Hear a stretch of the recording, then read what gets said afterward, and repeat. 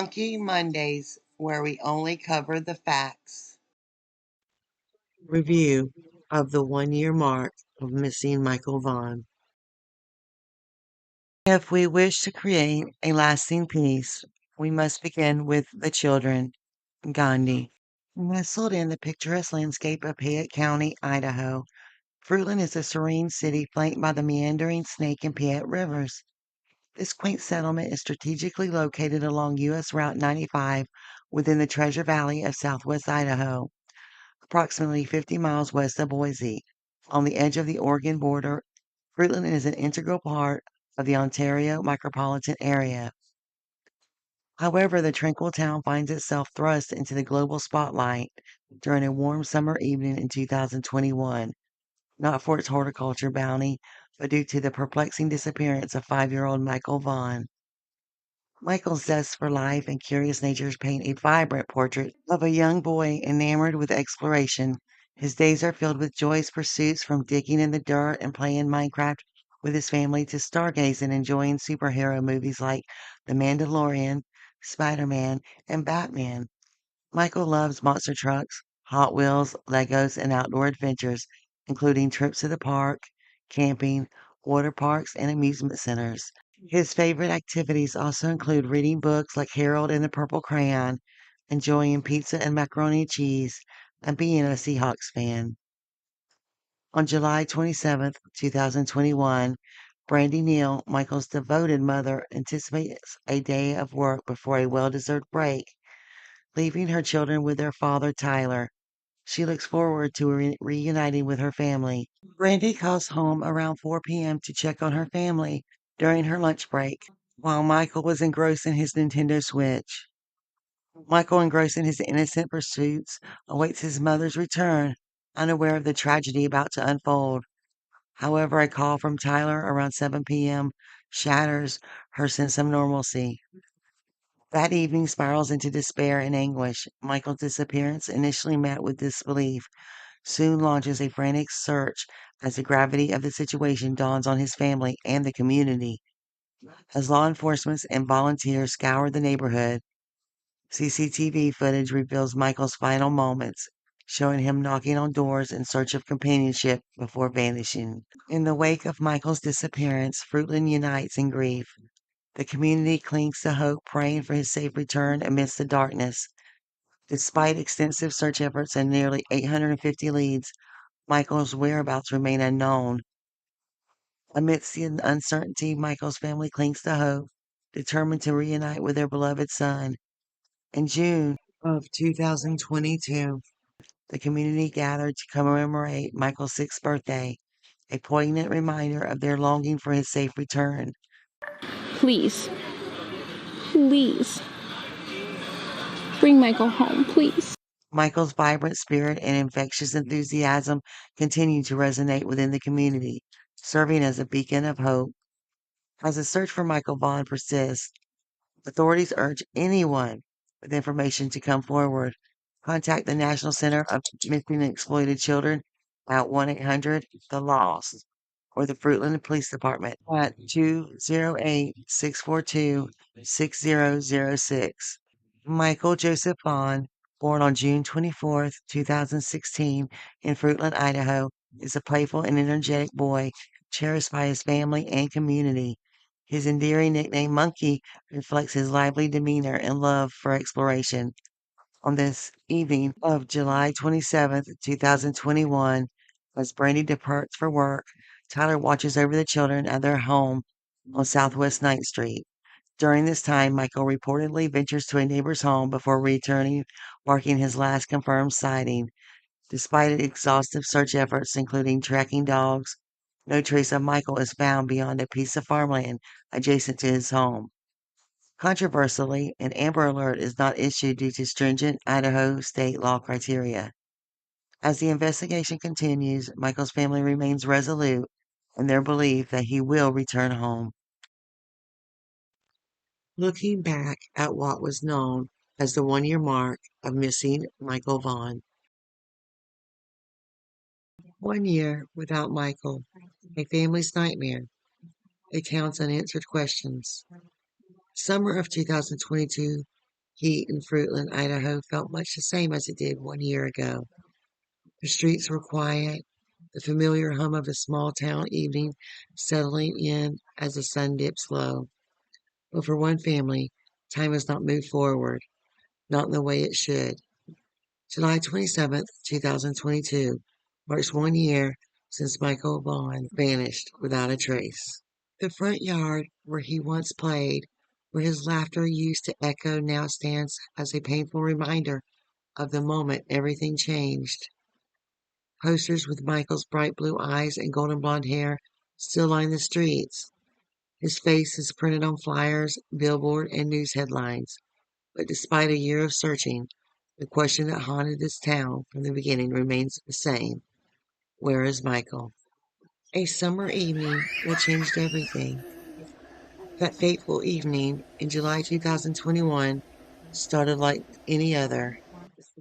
Michael, affectionately known as Monkey, was at home with his devoted father, Tyler Vaughan, and siblings, while his mother, brandineal, finished a long day at work.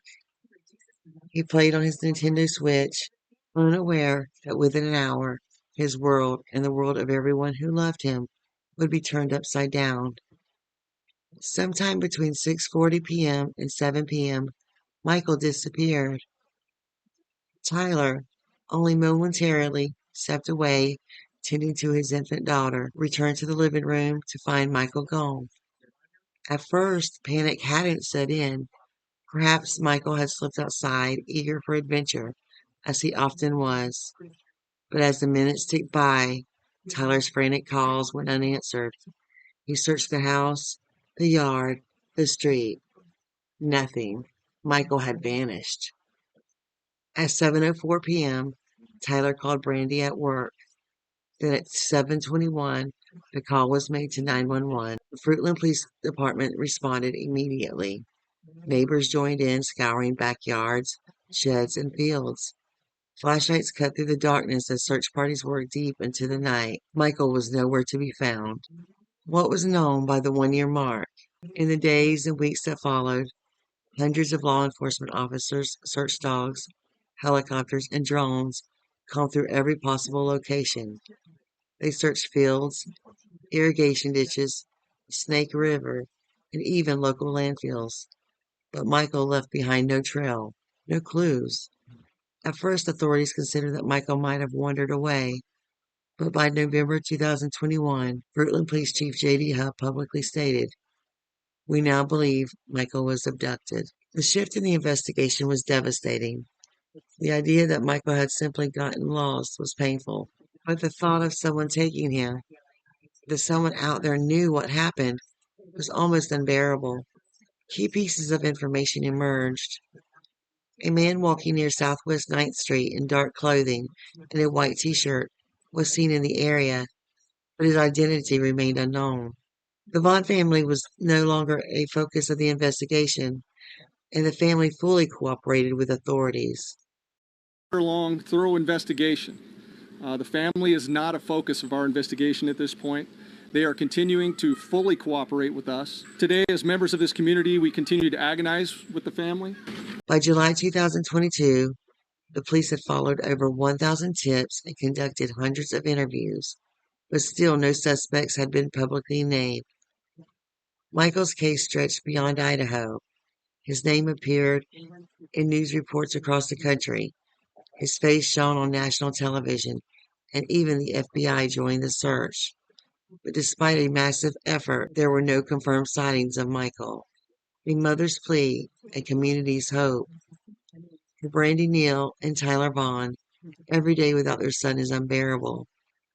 Brandy has begged for answers, pleaded with the public, and held on to hope that Michael is out there somewhere. In a vigil marking the 1 year anniversary, Brandy stood before crowds of supporters, tears in her eyes. "We need Michael home," she said, her voice breaking. "If someone knows something, please, please come forward." The $50,000 reward for information still stands. His missing child posters still line store windows and bulletin boards. His family refuses to stop searching, but the silence remains. Where is Michael? At the 1 year mark of Michael's disappearance, Fruitland has not forgotten. the police remain dedicated to the case. The community still holds out hope, and Michael's family still waits desperately for the day their little boy comes home. As time stretches on, one thing is certain: Michael Vaughan is still missing, and someone out there knows what happened. If you have any information, please contact Crime Stoppers of Southwest Idaho, 208-343-COPS, or email findmichael@fruitland.org. It's time to bring Michael home. July 22nd, 2022, review of Fruitland Police Department update. So since the evening of July 27th, 2021, the Fruitland Police Department, the Idaho State Police, the FBI, law enforcement agencies, and law enforcement agencies across the country have investigated the disappearance of 5-year-old Michael Vaughan. We haven't stopped. Every day we have unfinished business, and I'll tell you that every day is an anniversary of the disappearance for Michael Vaughan, for us. Michael Joseph Vaughan was last seen at his residence on Southwest 9th Street at approximately 6:30 p.m. Tuesday, July 27, 21. Law enforcement received the first call by 911 at 7:21 p.m. and we began an immediate search of the area. So you need to know the first missing and endangered alert went out at 8:20 with different alerts to email, phone calls, text messages being issued to area residents until 11:20 that night. Michael's image and information went out to law enforcement nationwide on a database called the National Crime Information Center, or NCIC. And Michael's also been entered into the State of Idaho Missing Person Clearinghouse and the National Center for Missing and Exploited Children. The Fruitland Police, Payette Police, and Payette County deputies and citizens searched through the night until support arrived the following morning. The ensuing response was immense.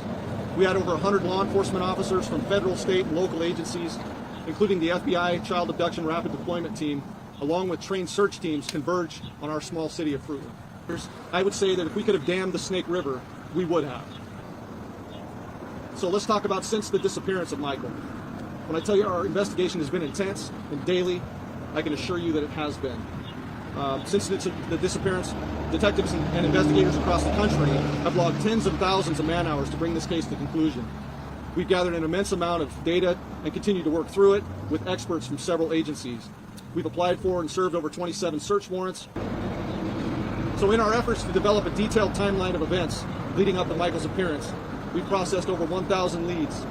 So we've cleared many of these leads, but not all have been cleared because some require assistance from out of state, more investigators, and probably more importantly, just time to work these things through to make sure we can bring each lead to a conclusion.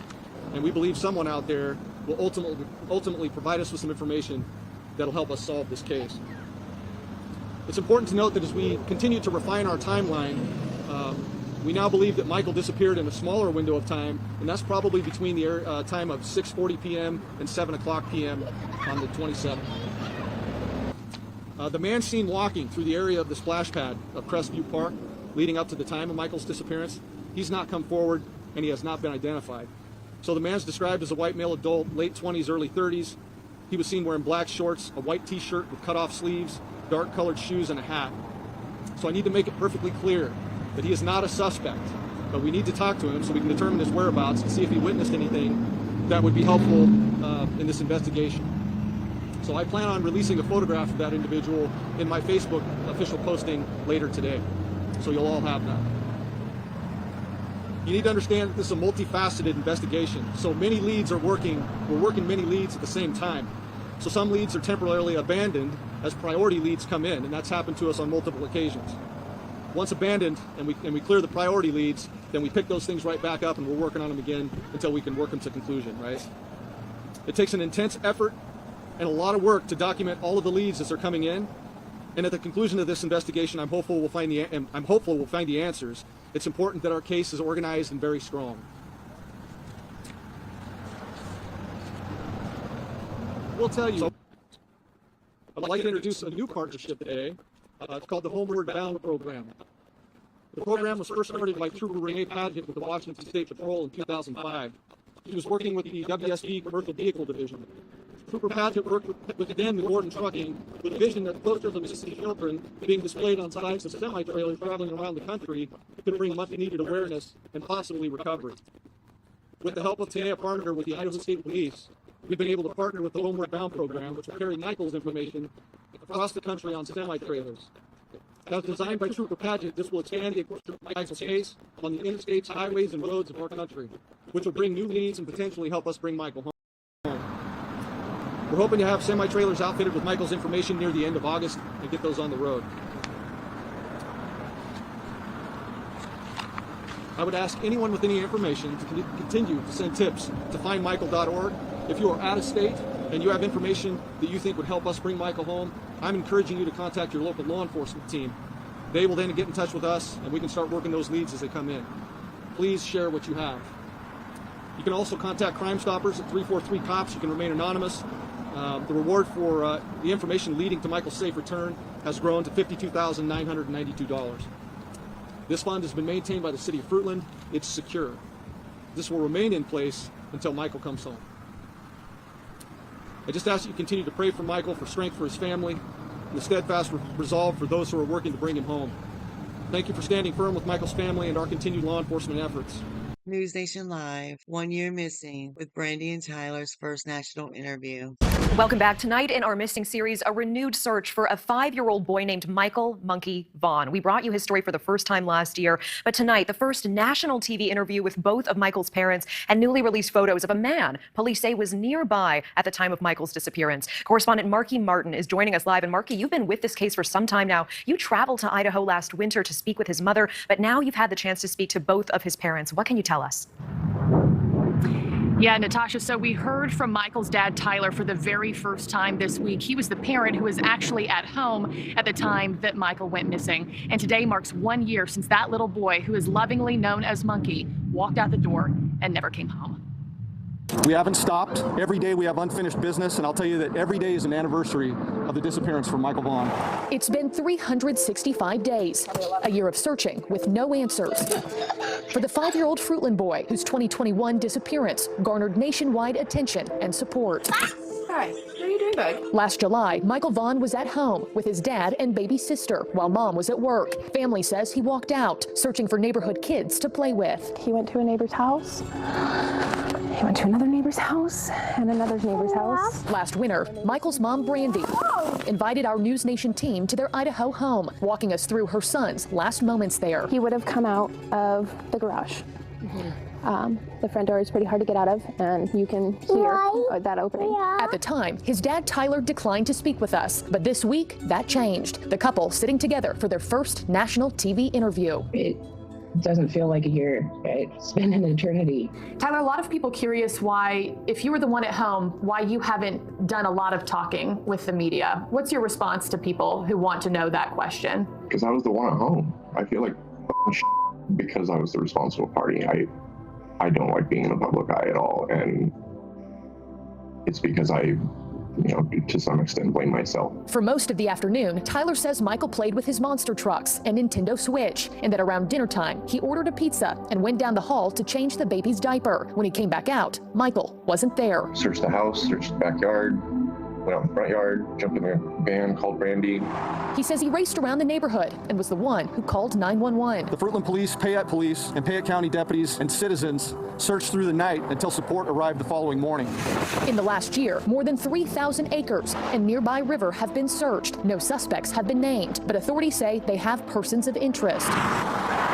Fruitland Police asking for the public's help in identifying this man, seen in newly released photos walking in a nearby park at the time of Michael's disappearance. And to this day, nobody has been cleared, including Tyler and Brandy. What do you tell people who say, do they know more than they're letting on? A lot of the speculation online is based in fantasy land. Law enforcement and God knows our truth, and we'll stand firm and stand strong. Fruitland Police confirming with News Nation the couple has cooperated with the investigation.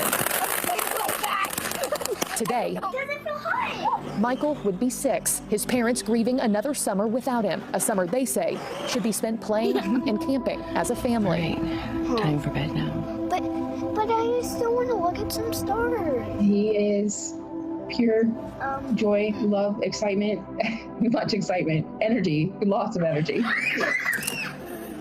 You can't not fall in love with him.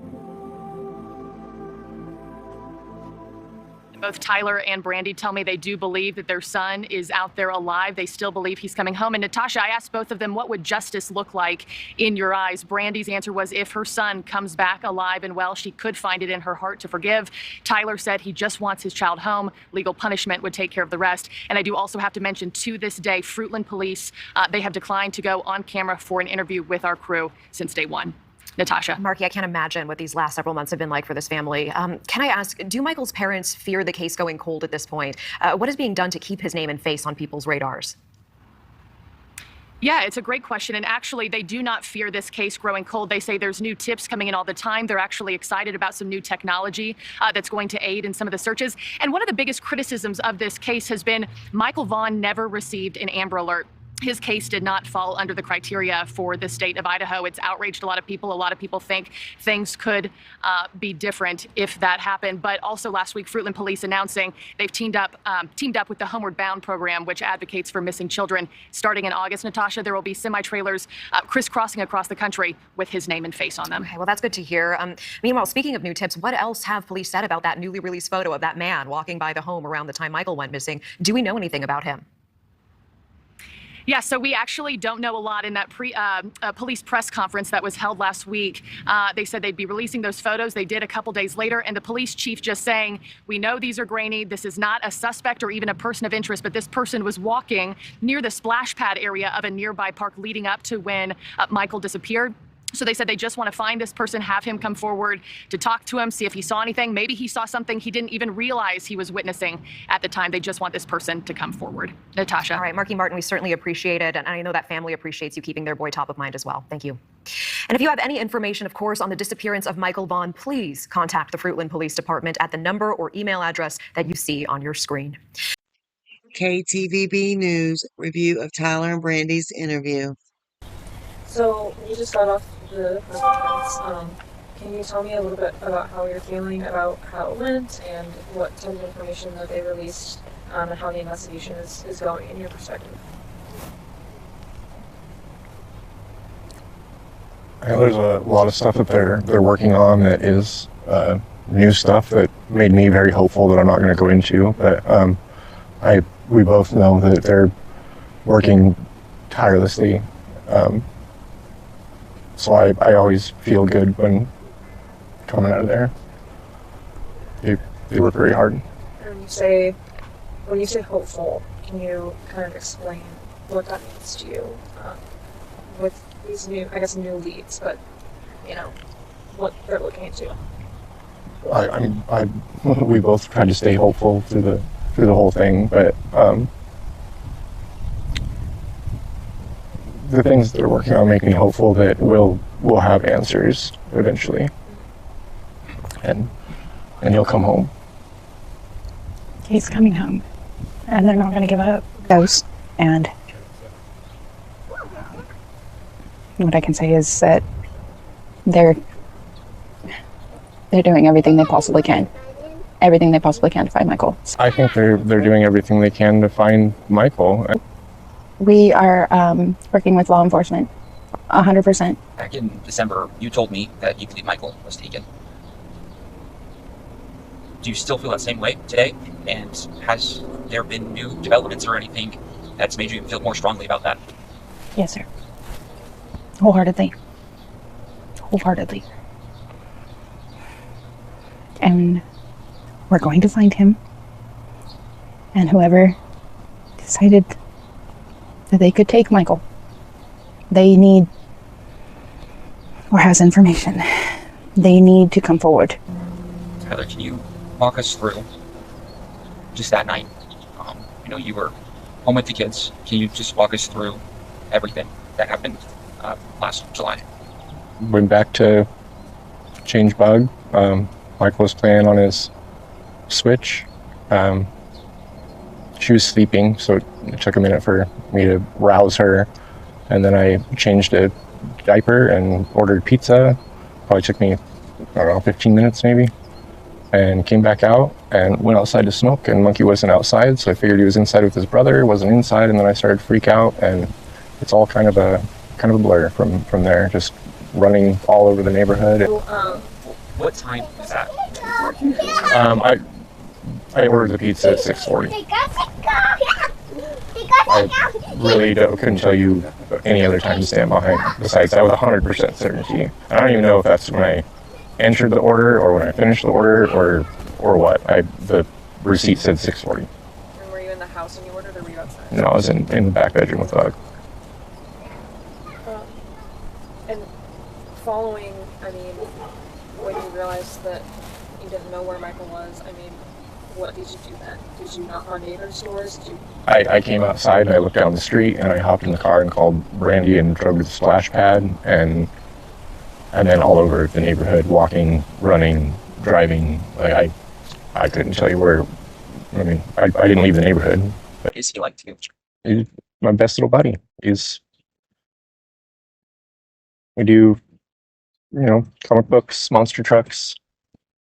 He's the sweetest little boy in the world. He's always trying to help. Oh. He's perfect with his sister. They have an amazing relationship. Both his sisters. Both his sisters. He's a wonderful, wonderful little boy, and he doesn't deserve this. Space out there. Don't let the story go away. Bring him home. Bring him home. Just hope that, somebody finally sees one of these, or somebody finally gets the courage to come forward and give that tip that leads us to him, or maybe the person that has him, drop him off at a hospital or a police station or whatever. Just let him come back home. Does it feel like it's been a year? It was a very quick year and long year at the same time. Like time is a weird Can't be thing. a year. It can't be. How do you go through every day without him being found? I mean, it's been a year. What does your day-to-day look like? I mean, do you just... Every day is a struggle. It's kind of how we do it is day to day. I don't want to get out of bed every day. But we do it, and we try to keep our stuff together. Try. And just get through every day. Being every day gets us closer to being whole again. We got the monkeyslaw out there, and we just know we can't give up, and so we have to have hope. And as hard as that is sometimes to hold, we have each other, we have family, and we maintain that hope that he's coming home. Please. If somebody knows something, please. Use your strength, use your courage. Please come forward. Michael deserves to be home with us and our family. We are begging as a family, as a whole, as a community, as the world. We're begging, please have your strength and courage to give us something to bring Michael home. And Monkey, we love you. KTVB News Report, July 27th, 2022. Well, checking in now on this story we've been following for 1 year. Today marks 1 year since now 6-year-old Michael Vaughan from Fruitland was reported missing. Earlier this week, Fruitland Police held a news conference to share the latest on the ongoing investigation. KTVB's Tristan Lewis had an exclusive interview with Michael's parents. To read the full story and watch the interview, head to our website, ktvb.com. Meantime, on this anniversary of his disappearance, those supporting the search for Michael are asking people to put something blue outside their house, such as a ribbon, a balloon, or a light. Blue is Michael's favorite color. Michael Joseph Vaughan, lovingly known as Monkey, is a lively and adventurous boy with a heart full of joy. Born on June 24th, 2016, to Brandineal and Tyler Vaughan, he lights up every room with his bright blue eyes, golden blonde hair, and boundless curiosity. His playful spirit and love for exploring the world around him make him unforgettable to those who know him. But on July 27th, 2021, everything changes. At just 5 years old, Michael disappears from his neighborhood in Fruitland, Idaho. One moment he is there, full of energy, laughter, and life, and the next he is gone. He is last seen near his home on Southwest 9th Street and Arizona Avenue between 6:40 and 7 p.m., wearing a light blue Minecraft t-shirt, dark blue boxer briefs, and sandals. Despite relentless searches by law enforcement and the community, Michael is still missing. Authorities confirm he was abducted, but his whereabouts remain unknown. His family refuses to give up hope, and the search for Michael continues. The Fruitland Police Department urges anyone with information to come forward. If you know anything, call or text 208-343-COPS or email findmichael@fruitland.org. Every piece of information matters. Michael deserves to be found. You can't take one of our most precious citizens from us and ever expect us to stop. He's coming home. A mother's unyielding hope. The search for Bennett Blackwell. Passage of time does not lessen Deborah Tinsley Blackwell's longing to see her son again. Ever since Bennett Blackwell was abducted by his father on May 6, 1996, she has held on to hope, cherishing every new age progression image that offers a glimpse of what he might look like today. I want to be able to greet this young man when he comes home, Deborah says. I continue to wish and hope that wherever he is healthy, and he is free from all harm and danger. For families of long-term missing children, age-progressed images are both a lifeline and a painful reminder of the years lost. The National Center for Missing and Exploited Children provide these updates renderings every 2 years until a child turns 18, and every 5 years thereafter. It's been 23 years, and I still have hope. I still have hope. After more than 20 years, I still think that that day is going to come. My hope at this point is that Bennett will become mature enough that he will start wondering about his family. You know, who are his cousins? Who are his, who are his aunts and who are his relatives? And maybe start looking for himself and, bring it back to, the fact that we're both searching for each other. Deborah describes the experience of receiving them as deeply emotional. Kind of always want to open it alone, she admits.